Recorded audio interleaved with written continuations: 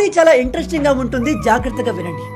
ఒక మహిళ తన పొడవైన జుట్టును సర్దుకుంటూ దాన్ని మేనేజ్ చేయడం కష్టంగా ఉంటే తన భర్త దగ్గరికి వెళ్ళి, ఏమండి నాకు ఒక మంచి దువ్వెన కొనియండి అని చెప్తుంది.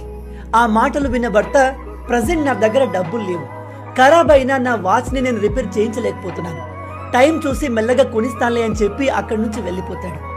అయితే నెక్స్ట్ డే ఆ భర్త పని నుంచి ఇంటికి వస్తుండగా మధ్యలో ఒక వాచ్ షాప్ లో ఆగి కాస్త ఆలోచించి తన వాచ్ ని అమ్మేసి ఆ డబ్బులతో ఒక మంచి దువ్వెన తీసుకుని ఇంటికి వస్తాడు. కానీ ఇంట్లోకి ఎంటర్ అవుతూనే షార్ట్ హెయిర్ తో ఉన్న తన భార్యను చూసి ఒక్కసారిగా ఆశ్చర్యపోతాడు.